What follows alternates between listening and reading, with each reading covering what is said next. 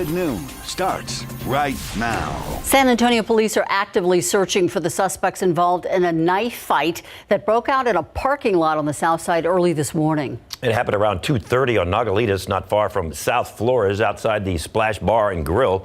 Police say a 41-year-old was arguing with someone when a knife was pulled. That man ended up stabbed several times in the back. When police got to the scene, the suspect was gone, the victim bleeding from his stab wounds. Officers say the victim was taken to the hospital. Although one person did the stabbing, police say that they may be looking for more suspects who may have been involved in this. They also say, according to what witnesses told them, they may have left there in a white SUV. This search is on for another suspect who hit a man in the head, and police say they're not getting much help from the victim. SAPD called to the 6600 block of West Commerce shortly after 1 o'clock this morning. Once they got to the scene, they found a 37-year-old man next to his truck in a parking lot. He was taken to the hospital in stable condition. Detectives say the victim isn't cooperating with the investigation. So far, no arrests have been made. We have been on standby because the January 6 hearings are about to begin again in Washington, and indeed, it looks as though they are convening now. Criminal investigation of January 6. You can see members of the committee, the chairman, Benny Thompson, taking his seat right there. Many asking, will there be a criminal referral? Will they send their evidence to the DOJ? How closely is the DOJ watching? We know our team of correspondents watching, standing by. Jonathan Carl, Rachel Scott, Martha Raddatz, Terry Moran, and our chief legal analyst, Dan Abrams, all watching right here with me today, ready to laser in on what's most significant. Let's listen to the chairman, Benny Thompson, of course, Democrat from Mississippi, as the committee hearing begins.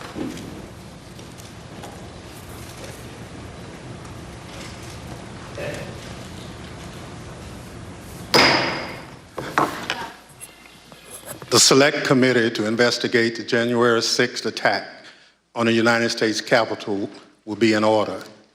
Without objection, the chairs are authorized to declare the committee in recess at any point. Pursuant to House Deposition Authority Regulation 10, the chair announces the committee's approval to release the deposition material presented during today's hearing. Good afternoon, and may God bless the United States of America. 4 months ago, this committee started to present our findings to you, the American people. From the beginning, we understood that some people watching those proceedings would wrongly assume that the committee's investigation was a partisan exercise. That's why I asked those who were skeptical of our work to simply listen to the evidence, to hear the testimony with an open mind, and to let the facts speak for themselves before reaching any judgment. Over the course of these hearings, the evidence has proven that there was a multi-part plan led by former President Donald Trump to overturn the 2020 election. Donald Trump lost his bid for re-election, as shown from the testimony of some of the president's closest allies and advisors. Donald Trump knew he lost. Despite this knowledge, Donald Trump went to court to contest the 2020 election, and he lost in court. The Electoral College met and declared Joe Biden the winner, yet Donald Trump continued to pull out all the stops in his attempt to stay in power. What Donald Trump proceeded to do after the 2020 election is something no president has done before in our country. In a staggering betrayal of his oath, Donald Trump attempted a plan that led to an attack on a pillar of our democracy. It's still hard to believe. But the facts and testimony are clear, consistent, and undisputed. How do we know this? How have we been able to present such a clear picture of what took place? Because of the testimony we've heard and that we have presented to you through these proceedings, because of the documentary evidence we've gathered and also made available directly to you, the American people. When you look back at what has come out through this committee's work, the most striking fact is that all this evidence comes almost entirely from Republicans. The evidence that has emerged did not come from Democrats or opponents of Donald Trump. Instead, Look at who's written and testified and produced evidence. Who has that been? Aides who've worked loyally for Donald Trump for years, Republican state officials and legislators, Republican electors, the chairwoman of the Republican National Committee, political professionals who worked at the highest levels of the Trump campaign, Trump appointees who served in the most senior positions in the Justice Department, President Trump's staff and closest advisors in the White House, members of the President Trump's family, his own White House counsel. I've served in Congress a long time. I can tell you it's tough for any congressional investigation to obtain evidence like what we've received, least of all such a detailed view into a president's inner circle. And I want to be clear, not all these witnesses were thrilled to talk to us. Some put up quite a fight, but ultimately the vast majority cooperated with our investigation. And what we've shown you over the last 4 months has been centered on the evidence that has come overwhelmingly from Republican witnesses. So I say to you again, as I did in June, this investigation is not about politics. It's not about party. It's about the facts, plain and simple. And it's about making sure our government functions under the rule of law as our Constitution demands. Today, as in previous proceedings, my colleagues and I will present new evidence. That includes new testimony from additional Republicans who served in the Trump administration, never before seen footage of congressional leaders on January 6th working to coordinate the response to the violence and ensure the people's business went forward. New materials produced to the committee by the Secret Service, details about the ongoing threat to American democracy. Today's proceeding will also be grounded in the facts, but it won't look exactly like all our other hearings. We'll also take a step back and look at the evidence in a broader context, providing a summary of key facts we've uncovered. Facts relevant to former President Trump's state of mind, about his motivation, and about his intent. What did President Trump know? What was he told? What was his personal and substantial role in the multi-part plan to overturn the election? For those of you who've watched our prior hearings, some of this evidence will look familiar. For those of you tuning in for the first time, we'll summarize some of the most important facts, and we'll urge you to go online and watch our hearing in full. There's one more difference about today.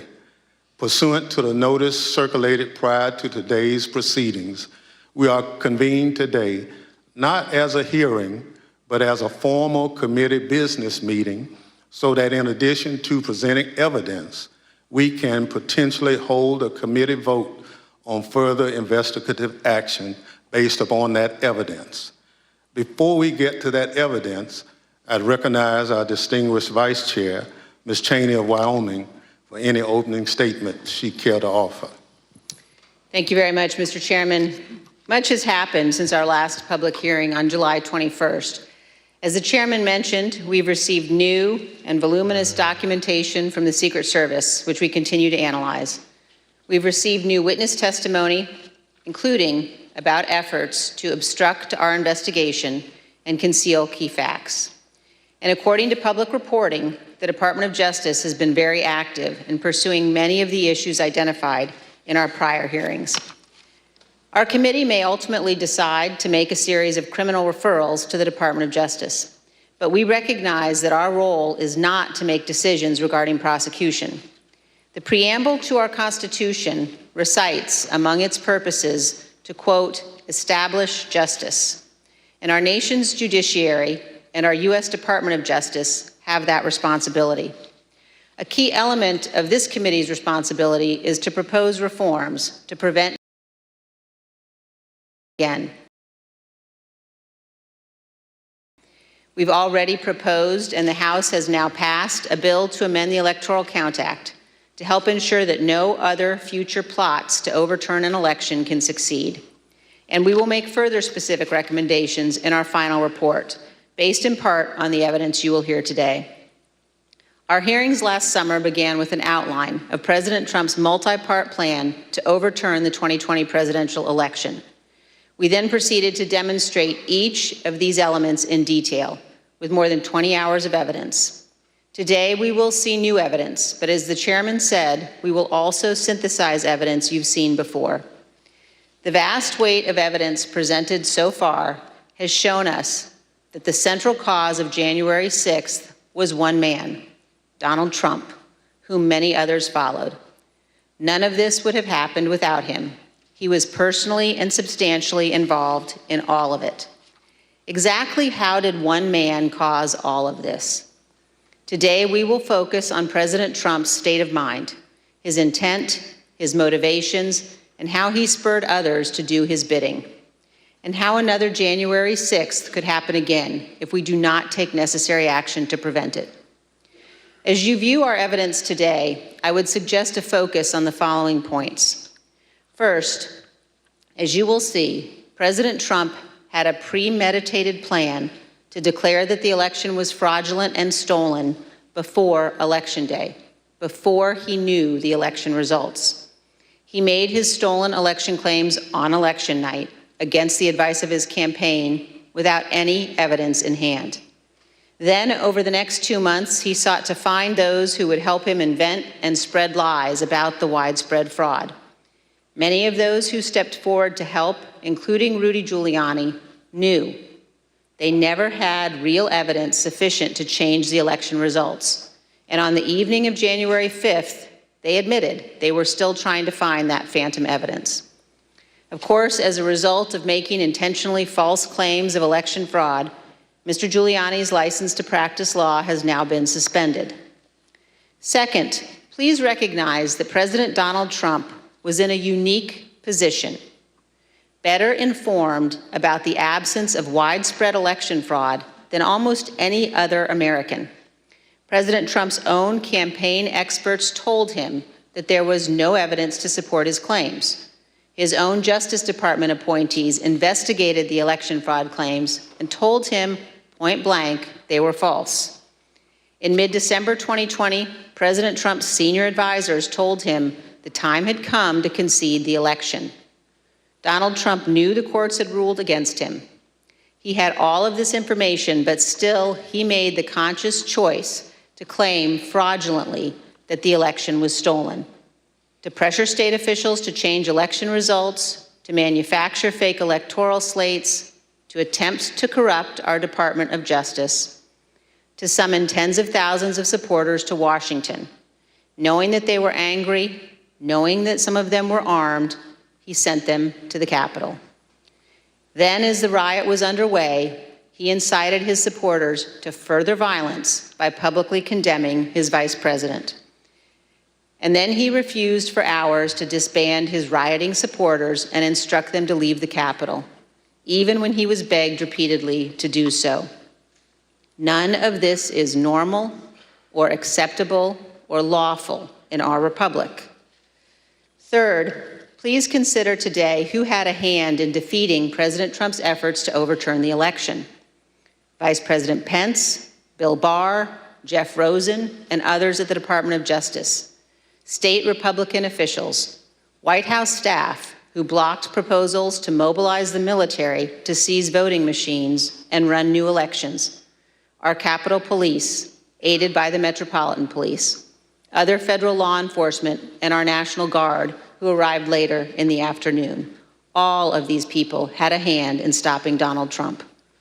This leads us to a key question. Why would Americans assume that our Constitution and our institutions in our republic are invulnerable to another attack? Why would we assume that those institutions will not falter next time? A key lesson of this investigation is this: our institutions only hold when men and women of good faith make them hold, regardless of the political cost. We have no guarantee that these men and women will be in place next time. Any future president inclined to attempt what Donald Trump did in 2020 has now learned not to install people who could stand in the way. And also, please consider this. The rulings of our courts are respected and obeyed because we as citizens pledge to accept and honor them. Most importantly, our president, who has a constitutional obligation to faithfully execute the laws, swears to accept them. What happens when the president disregards the court's rulings as illegitimate? When he disregards the rule of law? That, my fellow citizens, breaks our republic. Finally, as you view the evidence today, also consider this. President Trump knew from unassailable sources that his election fraud claims were false. He admitted he had lost the election. He took actions consistent with that belief. Claims that President Trump actually thought the election was stolen are not supported by fact and are not a defense. There is no defense that Donald Trump was duped or irrational. No president can defy the rule of law and act this way in a constitutional republic, period. Mr. Chairman, our nation's federal judges are sworn to do impartial justice, to preserve our Constitution and preserve our union. Have been addressing January 6th cases, and many have given us plain, unmistakable warnings about the direction of our republic. Let me read from one judge's statement given at a recent sentencing hearing. Quote, high-ranking members of Congress and state officials who know perfectly well the claim of fraud was and is untrue, and that the election was legitimate, are so afraid of losing their power they won't say so.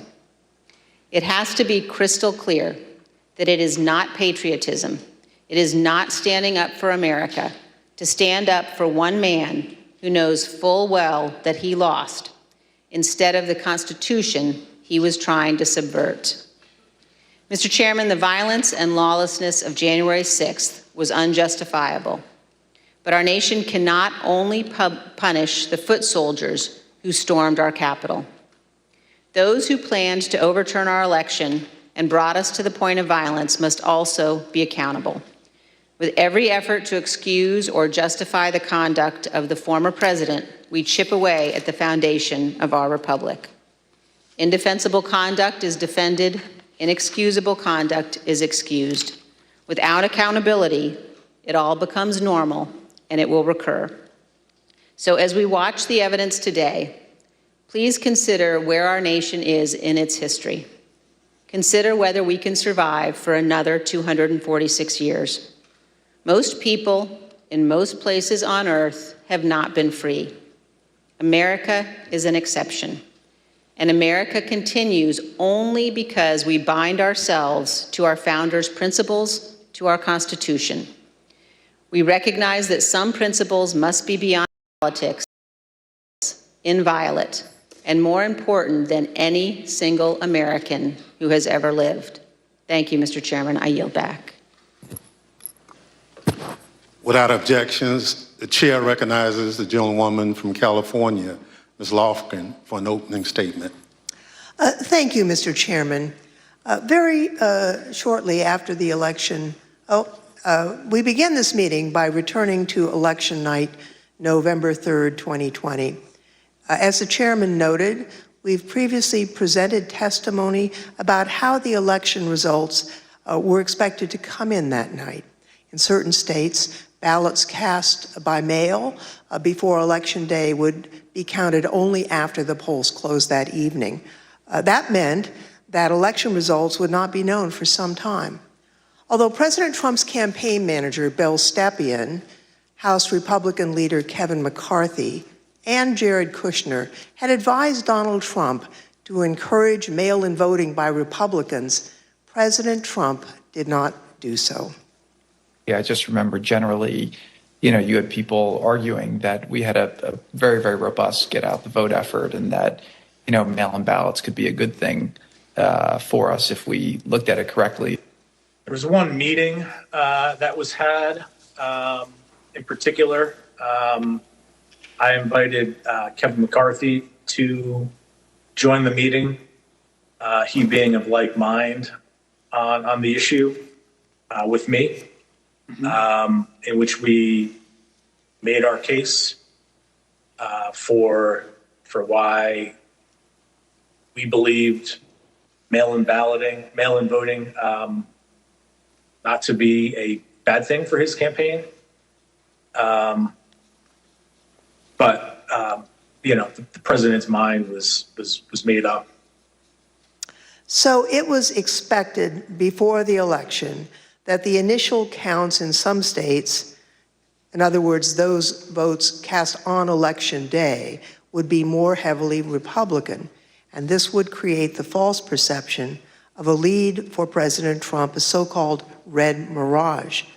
But as the results of the absentee ballots that were later counted, there could be trends towards Vice President Biden as those mail-in ballots were counted. Now, on election night, Donald Trump's advisors specifically told him he didn't have a factual basis to declare victory. He should wait for the remaining ballots to be counted.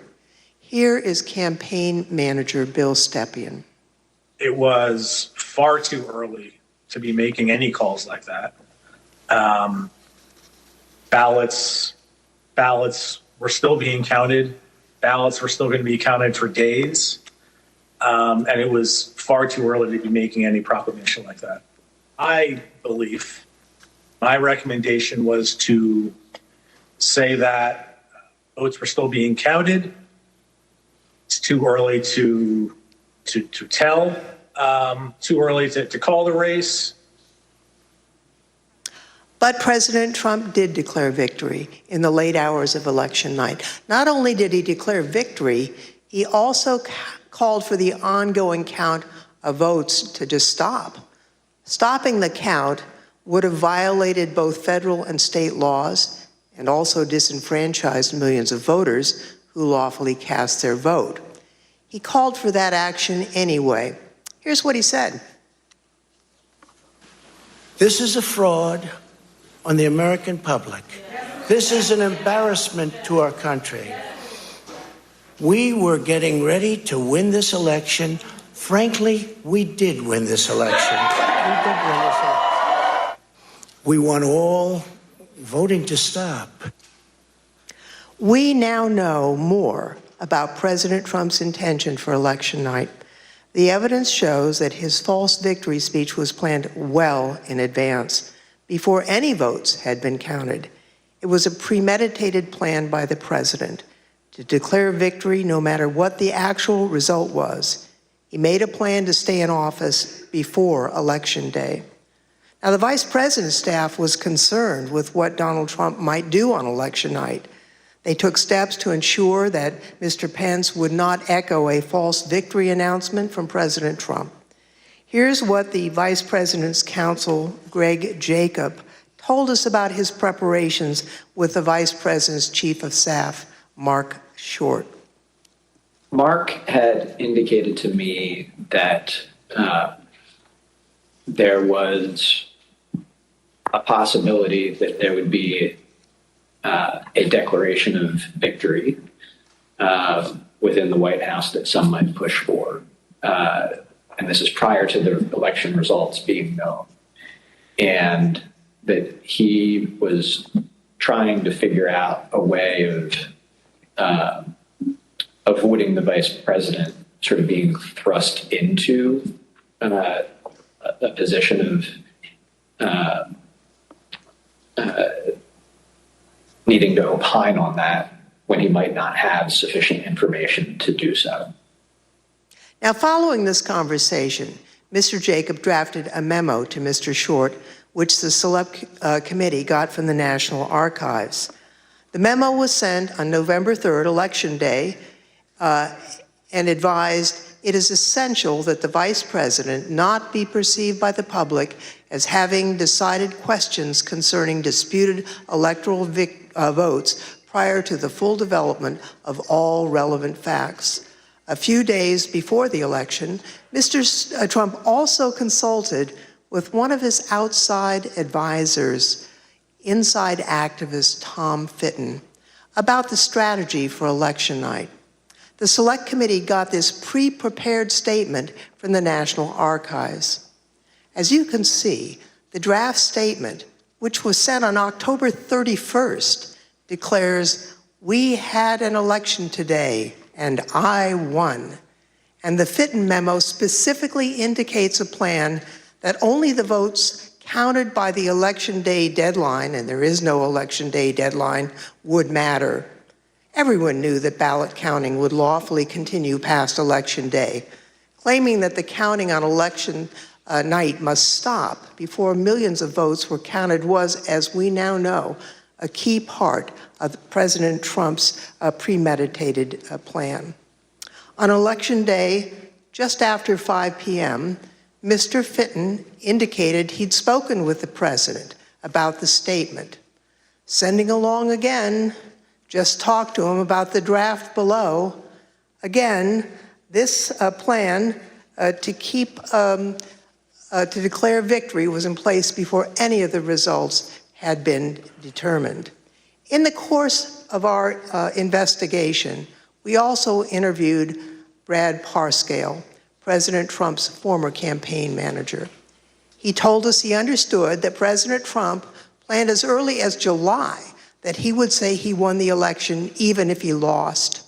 And just a few days before the election, Steve Bannon, a former Trump chief White House strategist and outside advisor to President Trump, spoke to a group of his associates from China and said this.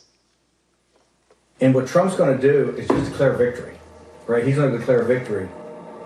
But that doesn't mean he's the winner. He's just going to say he's the winner. The Democrats, more of our people vote early that count. Theirs voted mail. And so they're going to have a natural disadvantage, and Trump's going to take advantage of it. That's our strategy. He's going to declare himself a winner. So when you wake up Wednesday morning, it's going to be a firestorm. Also, if Trump is losing by 10 or 11 o'clock at night, it's going to be even crazier. No, because he's going to sit right there and say they stole it. Agree. I'm directing the Attorney General to shut down all ballot places in all 50 states. It's going to be no. He's not going out easy. If Biden's winning, Trump is going to do some crazy shit. As you know, Mr. Bannon refused to testify in our investigation. He's been convicted of criminal contempt of Congress, and he's awaiting sentencing. But the evidence indicates that Mr. Bannon had advanced knowledge of Mr. Trump's intent to declare victory falsely on election night, but also that Mr. Bannon knew about Mr. Trump's planning for January 6th. Here's what Bannon said on January 5th. All hell is going to break loose tomorrow. It's all converging, and now we're on, as they say, the point of attack, right? The point of attack tomorrow. I'll tell you this. It's not going to happen like you think it's going to happen, okay? It's going to be quite extraordinarily different. And all I can say is strap in.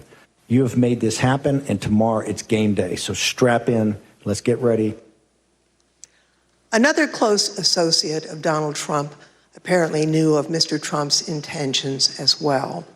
Now, Roger Stone is a political operative with a reputation for dirty tricks. In November 2019, he was convicted of lying to Congress and other crimes and sentenced to more than 3 years in prison.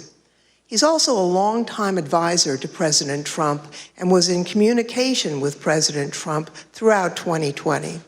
Mr. Trump pardoned Roger Stone on December 23rd, 2020. Now, recently, the Select Committee got footage of Mr. Stone before and after the election from Danish filmmaker Christopher Gilbranson, pursuant to a subpoena. Right before the election, here's Roger Stone talking about what President Trump would do after the election. Let's just hope we're celebrating. I really do suspect it will still be up in the air. But when that happens, the key thing to do is to claim victory. Possession is 9/10 of the law. No, we won. Fuck you. Sorry, over. We won. Yeah. You're wrong. Fuck you. ABC. I said fuck the Lord and let's get right to the violence. That's what I'm doing. It's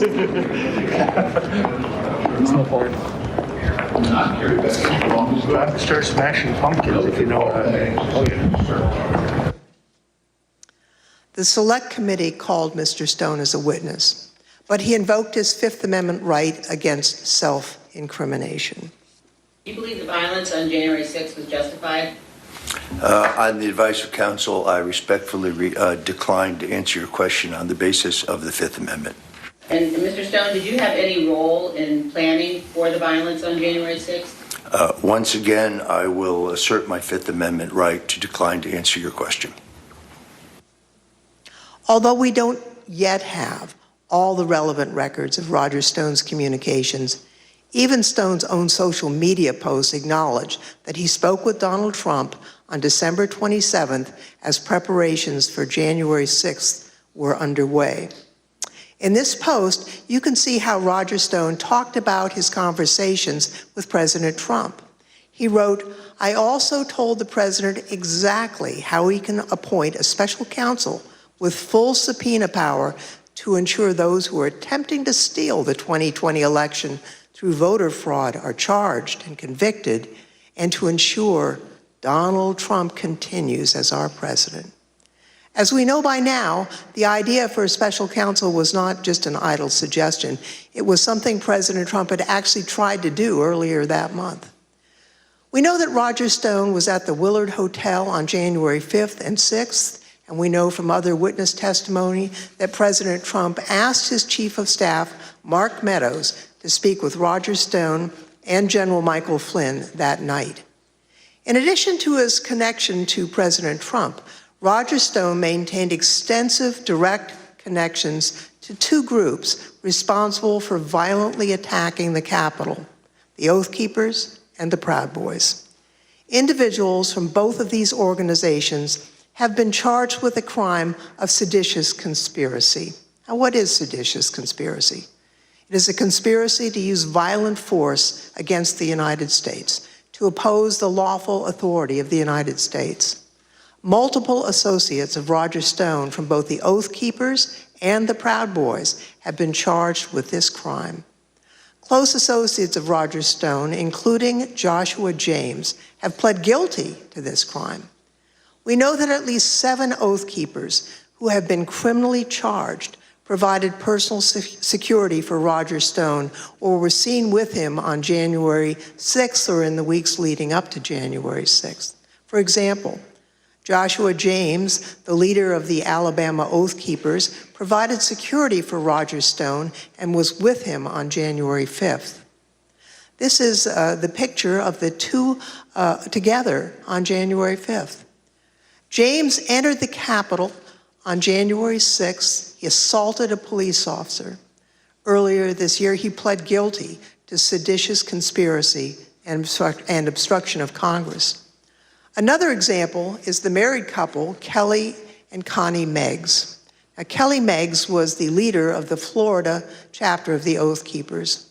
Both he and his wife provided security for Roger Stone, and both are charged with leading a military-style stack attack of Oath Keepers, attacking the Capitol on January 6th. Perhaps even more disturbing is Roger Stone's close association with Enrique Tarrio, the national chairman of the Proud Boys. Roger Stone's connection with Enrique Tarrio and the Proud Boys is well documented by video evidence with phone records the Select Committee has obtained. Tarrio, along with other Proud Boys, has been charged with multiple crimes concerning the attack on January 6th, including seditious conspiracy. During the attack, Tarrio sent a message to other Proud Boys claiming, "We did that." He also visited the White House on December 12th. Later that day, he posted a disturbing video claiming credit for the attack. This video, posted on January 6th, was apparently created prior to the attack. This big lie, President Trump's effort to convince Americans that he had won the 2020 election, began before the election results even came in. It was intentional, it was premeditated, it was not based on election results or any evidence of actual fraud affecting the results or any actual problems with voting machines. It was a plan concocted in advance to convince his supporters that he won. And the people who seemingly knew about that plan in advance would ultimately play a significant role in the events of January 6th. Mr. Chairman, I yield back. Gentlewoman yields back. The chair recognizes the gentleman from Illinois, Mr. Kinzinger, for an opening statement. Thank you, Mr. Chairman. Very shortly after the election, the Trump campaign recognized that they had likely lost the election, and they informed Donald Trump of that fact. Even before the networks called the race for President Biden on November 7th, his chances of pulling out a victory were virtually non-existent, and President Trump knew it. Do you know if anybody ever told the president that he had lost and that there wasn't a chance of him winning? I know that the president, when the networks called it, of course, he was informed about the network decision.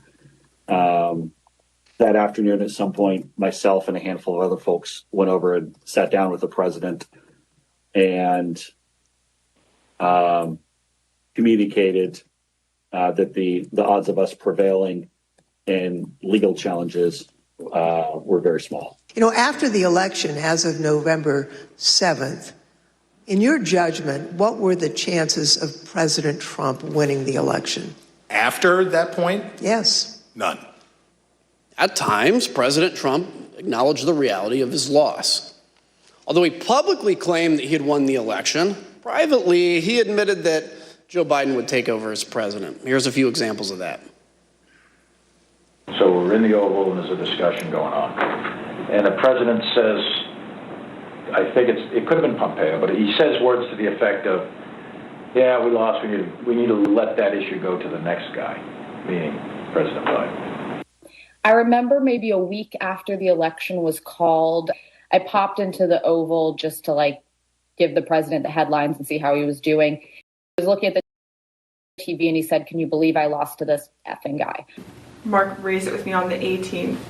And so following that conversation, we're the motorcade ride driving back to the White House. And I had said, does the president really think that he lost? And he said, a lot of times he'll tell me that he lost, but he wants to keep fighting it. And he thinks that there might be enough to overturn the election, but he pretty much has acknowledged that he's lost.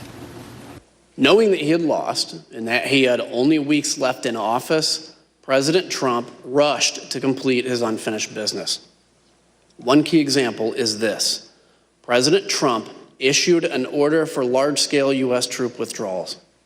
He disregarded concerns about the consequences for fragile governments on the front lines of the fight against ISIS and al-Qaeda terrorists.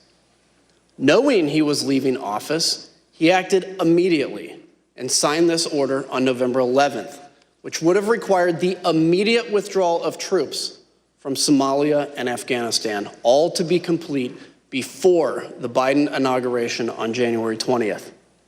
As you watch these clips, recall that General Keith Kellogg was the national security advisor to the vice president and had served as chief of staff to the National Security Council for President Trump. And General Milley was the chairman of the Joint Chiefs of Staff at the Pentagon. Are you familiar with a memo that the president reportedly signed on November 11th, 2020, ordering that troops be withdrawn from Afghanistan and Somalia? Yes. So I think you might have seen some things where there's a memo or something from Johnny McEntee to Douglas McGregor. It says, here's your task to get U.S. forces out of Somalia, get U.S. forces out of Afghanistan. When you first interviewed and met Colonel Douglas McGregor, is it fair to say you discussed this decision of withdrawing from Somalia and Afghanistan, correct? Yeah, I'm sure that was part of it. Yeah. And that was the position that he was taking over there was senior advisor to the Secretary of Defense. Is that correct? Yes.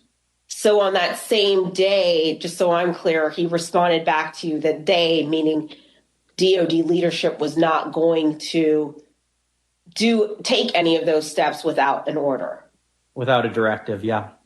I explained in language that should be in the order while I was in the meeting with McEntee. And this was my answer to him. I said, if you want this to happen, or the president wants this to happen, he's got to write an order. So you never wrote this down in any capacity? I sketched on a piece of paper for him some key statements. The president directs. This is, what's the right word? Boilerplate language. Who within his office drafted the order? It was myself and one of my assistants. McEntee duly types it up. Or was it the president himself signing it? It was the president. And who obtained that signature? I did. It is odd. It is non-standard. It is potentially dangerous. I personally thought it was militarily not feasible nor wise. And I proceeded to tell the PPO and proceeded to tell McGregor that if I ever saw anything like that, I would do something physical. Because I thought what that was done was a tremendous disservice to the nation. And by the way, that was a very, very contested issue. There were people who did not agree with getting out of Afghanistan. I appreciate their concerns. An immediate departure that memo said would have been catastrophic. It's the same thing what President Biden went through. It would have been a debacle. Keep in mind, the order was for an immediate withdrawal. It would have been catastrophic. And yet President Trump signed the order. These are the highly consequential actions of a president who knows his term will shortly end. At the same time that President Trump was acknowledging privately that he had lost the election, he was hearing that there was no evidence of fraud or irregularities sufficient to change the outcome. I remember a call with Mr. Meadows, where Mr. Meadows was asking me what I was finding and if I was finding anything. And I remember sharing with him that we weren't finding anything that would be sufficient to change the results in any of the key states.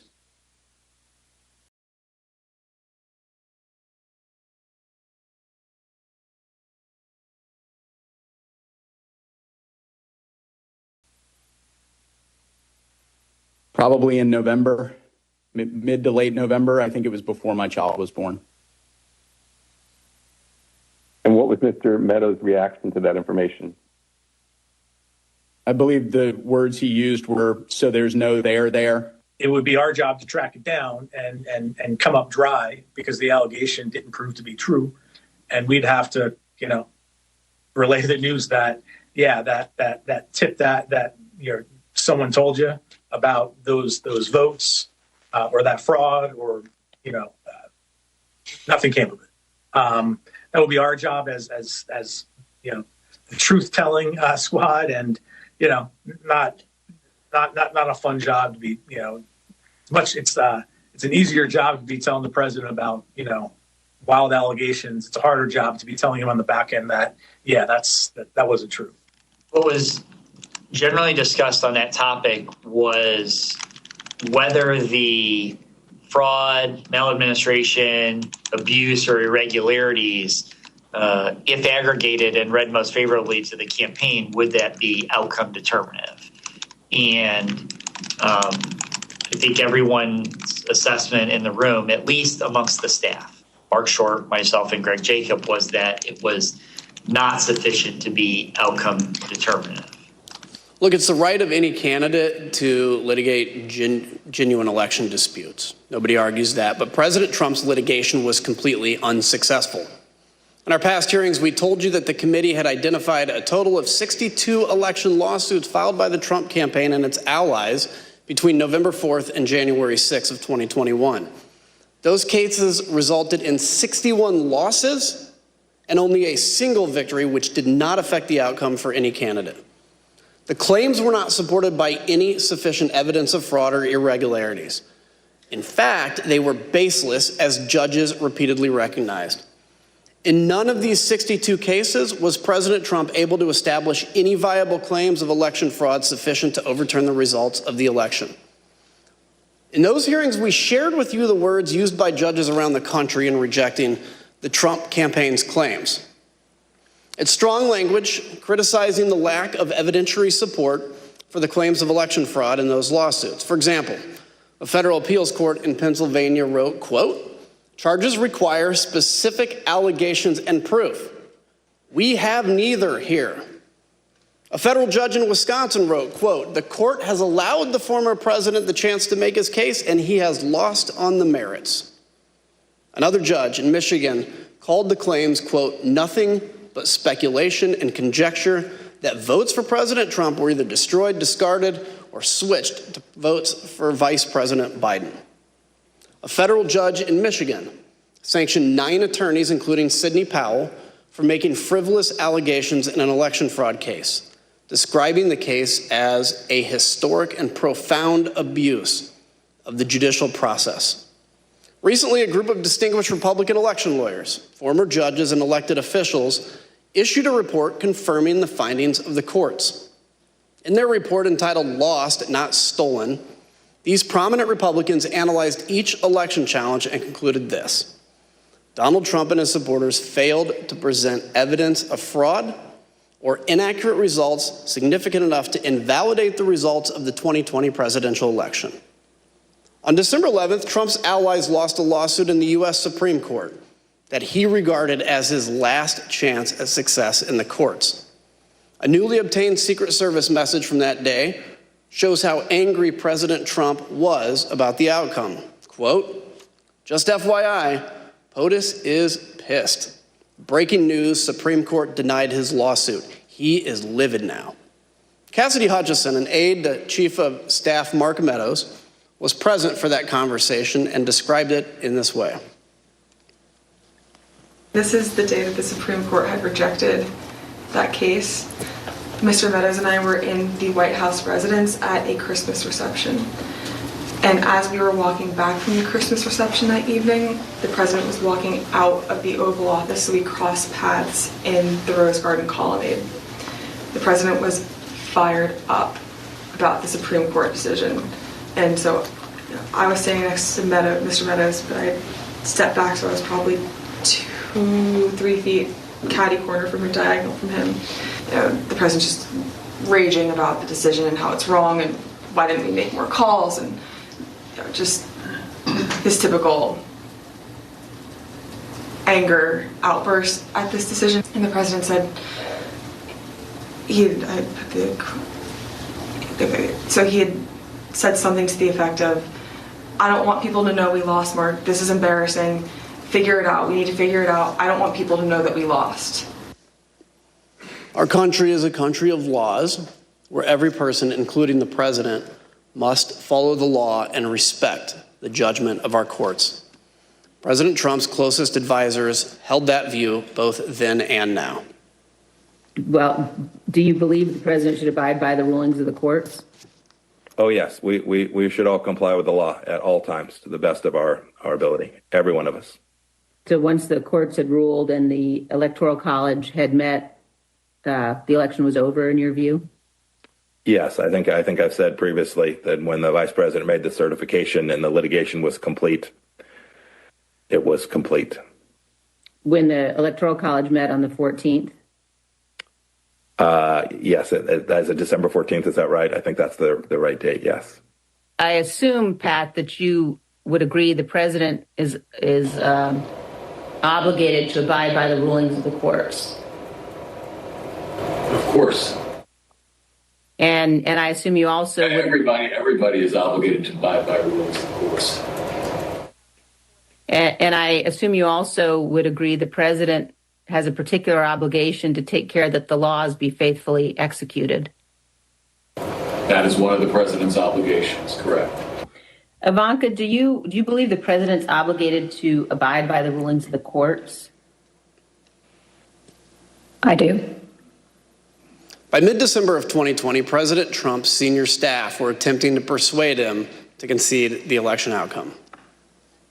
But if your question is that I believe he should concede the election at a point in time, yes, I did. December 14th was the day that the states certified their votes and sent them to Congress. And in my view, that was the end of the matter. I didn't see, I thought that this would lead inexorably to a new administration. I told him that my personal viewpoint was that the Electoral College had met, which is the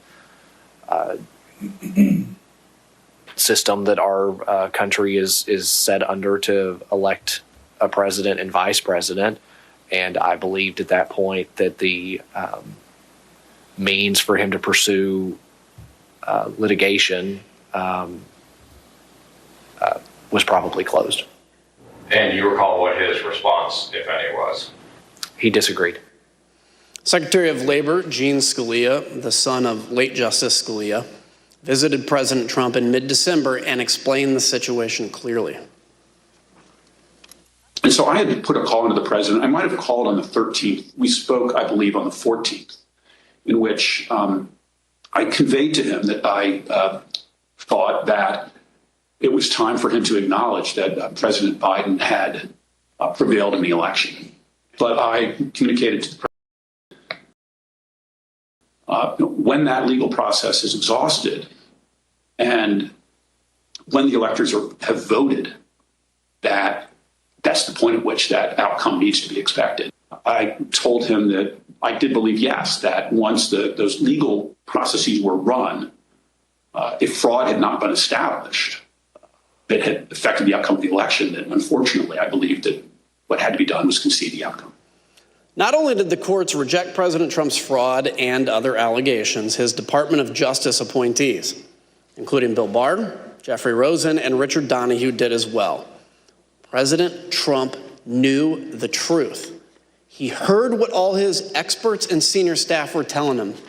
He knew he had lost the election, but he made the deliberate choice to ignore the courts, to ignore the Justice Department, to ignore his campaign leadership, to ignore senior advisors, and to pursue a completely unlawful effort to overturn the election. His intent was plain: ignore the rule of law and stay in power. Mr. Chairman, I yield back. Gentleman yields back. The chair recognizes the gentlewoman from Virginia, Ms. Luria. Thank you, Mr. Chairman. Mid-December was a turning point. President Trump made a decision, a choice, to ignore the courts and his advisors and to push forward to overturn the election. His efforts to overturn the election were not random or disconnected. Rather, they were part of a coordinated, multi-part plan to ensure that he stayed in power. Donald Trump was the driver behind each part of this plan. He was personally and directly involved. Of course, a key element of the plan was continuing to convince tens of millions of Americans that he did not, in fact, lose. Again, he did this even though his own campaign advisors and his Justice Department officials told him his claims of fraud were wrong. In this video, you'll see that even when top law enforcement officials told the president his election fraud claims were false,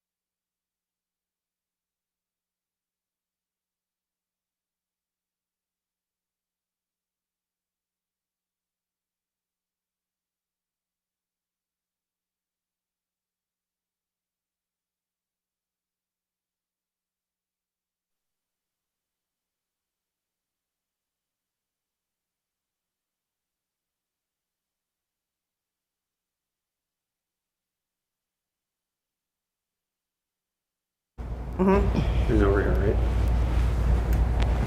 Yes, Elsa, Jen, and then social, if we have time. Oh my gosh, straight up. Ooh, Diana on the lookout. I know.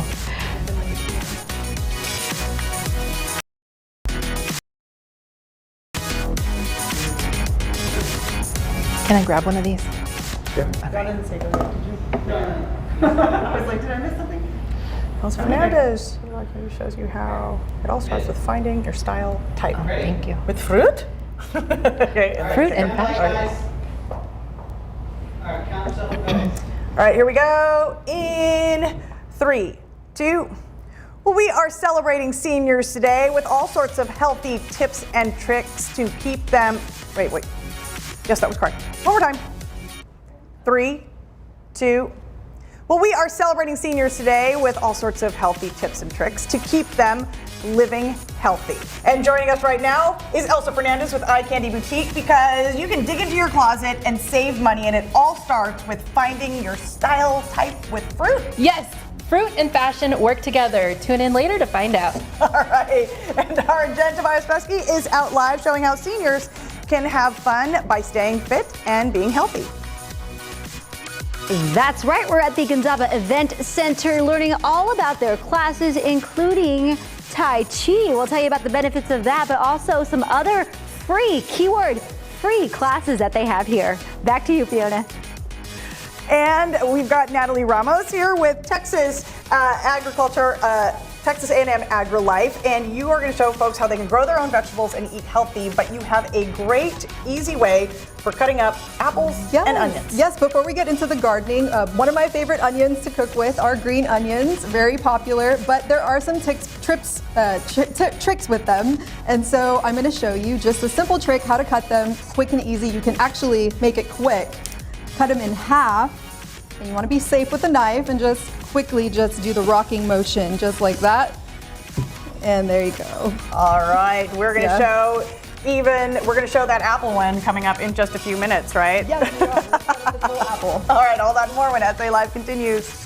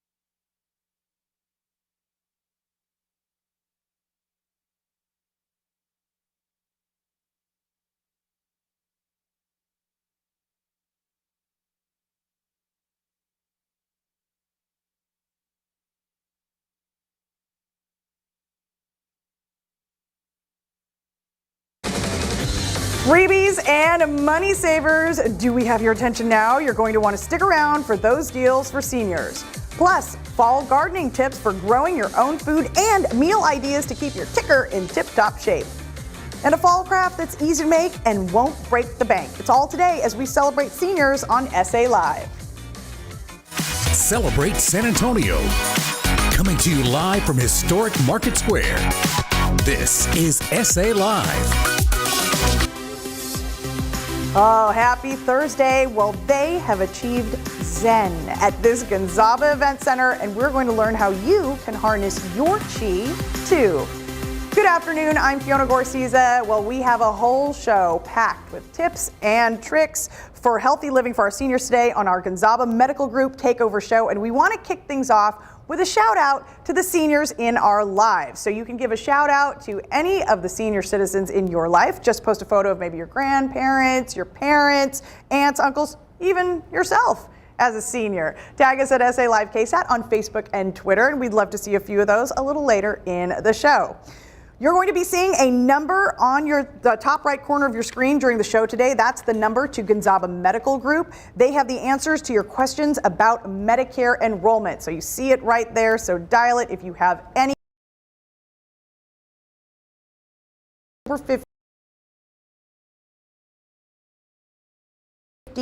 And runs through December 7th. That's tomorrow, October 15th. Gonzaba Medical Group is answering calls at 210-960-8956, or you can visit the website gonzaba.com/sayyes. Well, we're getting things off to a healthy start with fall gardening. It's great to keep you active, and if you plant your veggies and fruits, it will help you eat healthy too. Here with tips and tricks to help you grow and eat healthy is Natalie Ramos, Extension Agent with Texas A&M AgriLife. Welcome, welcome. Thank you for having me. All right, so what are we doing first? Because this is all about container gardening, right? Right, yes, and it's super easy to grow just about any fall-time vegetable in a container, believe it or not. And so I brought some examples live here. We have some kale, some Swiss chard, and over there, it's the star of the show. We're going to be using it with our salad today. It's red leaf lettuce. And these can all be grown in a container, actually, and you don't have to spend too much money on it. I was going to say, you can use pretty inexpensive containers, right? Exactly. You can even get a pail from your local grocery store or hardware store too, and cut some holes at the bottom. It's all about the drainage, really. So a lot of these can be planted in there. Also, some that I don't have with us, Brussels sprouts are really easy to grow in containers. You can also do carrots from seeds. Just make sure it's deep enough. That way you can get a nice big carrot. And yeah, that's pretty much all you That's right, because just depending on what you're growing, depends on the size of the container, and you're good to go. Yes. All right, so we've got the salad already kind of started. What do we need to do? So it's already chopped up and ready to go. So we have the ingredients here. Since apples are also in season, I brought green apple, so we're going to chop that up nice and small, easy bite size. Had a trick for There is a trick to cut apples, actually. You can just cut around the core. Just make sure you don't have to dig the core out. I've seen people do that, but you just cut just around the core in perfect squares, just to make sure you don't get any. That core does tend to be a little bit harder around the center, so just cut around it and you're good to go. And yeah, all you have to do is just cut some smaller pieces. That way we have some bite-sized salad pieces to go into our delicious salad. Okay. All right, yes. So what are we tossing in first? We're gonna toss in all the ingredients minus the toppers, and we're gonna make our own salad dressing. Okay. All right, so all the apples, onions? Yes, the green onions as well. Apples. And you're welcome to use other onions. Red onions also work. Give it some color too. You can use pears in this instead of apples, which are also in season. Okay. The cranberries can go in too. That'll give it some red color. That's about half a cup. And then half a cup of chopped almonds. You can also use, chopped walnuts. You can.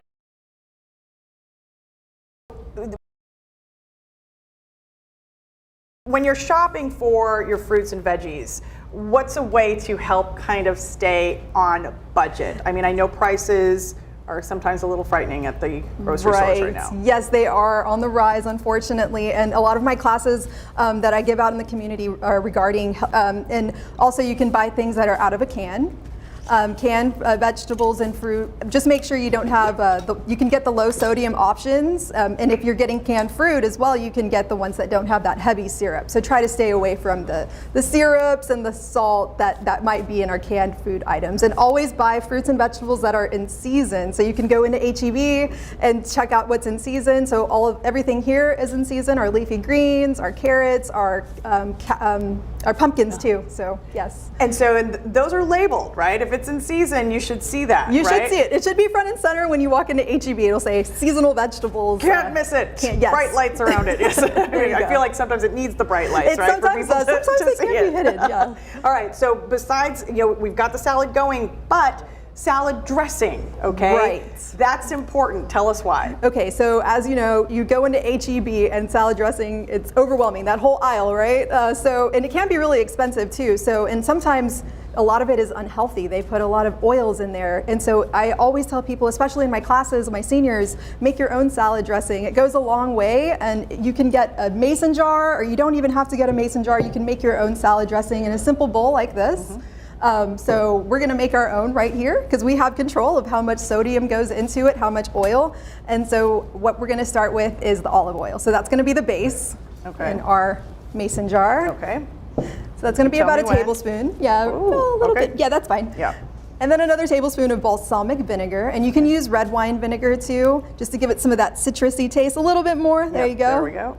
And then Dijon mustard. So this is my go-to salad dressing. This gives it a little bit sweet, salty kick. There you go, that's perfect. And then we're gonna add our seasoning. So we have the oregano, a little pinch of that.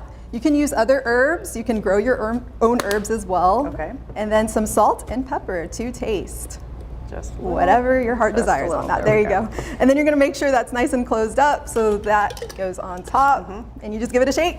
And that's your makeshift salad Because that's the thing, because a salad dressing, you said, may have olive oil in it, and people think, oh, olive oil is healthy, but they might put too much of that in it, right? Yes, a lot of those already made salad dress. I know it's convenient, but they do have a lot of oils in them, especially, your not so good oils too. So olive oil is one of the better ones, but try not to go overboard and make your own, right? Okay, and fruits and veggies daily for seniors should be how much? Right, so we should focus, especially seniors over the age of 55, half of our plate should be full of fruits and vegetables. So with seniors, it should be 2 cups of vegetables and 1.5 cups of fruit. All right, thank you so much, Natalie. You can learn more about Texas A&M AgriLife on our website, salive.com. Just click the As Seen on SA Live tab where we provided a link, or scan the QR code on your screen.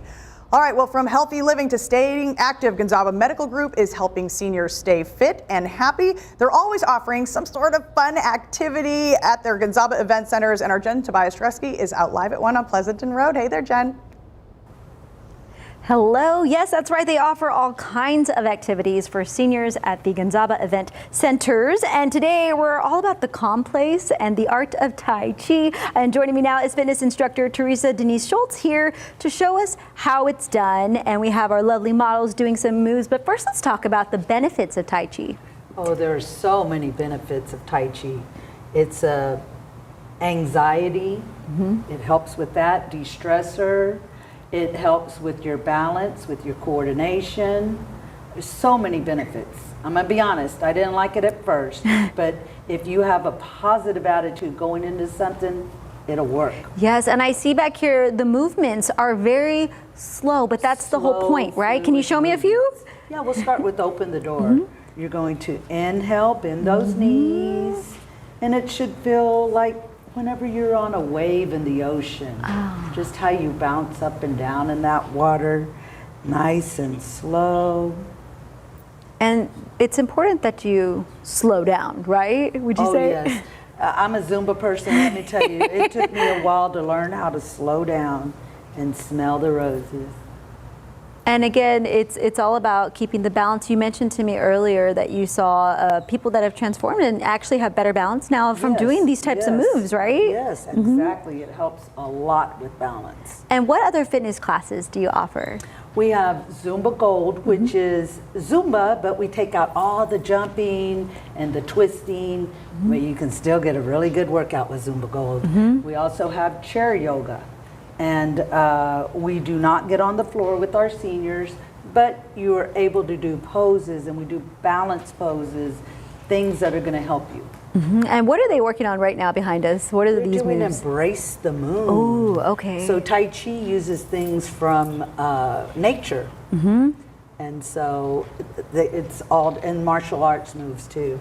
Why would you say it's so important to stay active for seniors especially? My motto is bodies in motion, stay in motion. So I have a couple of 90-year-olds that come to my classes, And they swear on if they would have stopped moving that they probably would be stiff now. Wow. But yeah, they move and they do all these classes. So staying in motion is key. Now, what is your favorite? Because you mentioned the yoga, the Zumba, the Tai Chi. I love yoga, but Zumba is my number one. Zumba, okay, yes. And these classes are free. How can, if somebody wants to come and try a class, how does that work? Come to the event center and knock on the door or walk in and you can join in. We'll register you and you're in the classes. I'm sure you've seen people even have some relationships that they've built maybe and more social skills, right? It helps with social skills so much, especially during this pandemic time. And the classes aren't huge, so you feel comfortable here. Yes, okay, so I'm gonna learn a few more moves real quick. Okay, we're gonna do embrace the moon. Hand on top, hand on bottom at heart center. Okay. And it's a shifting of weight.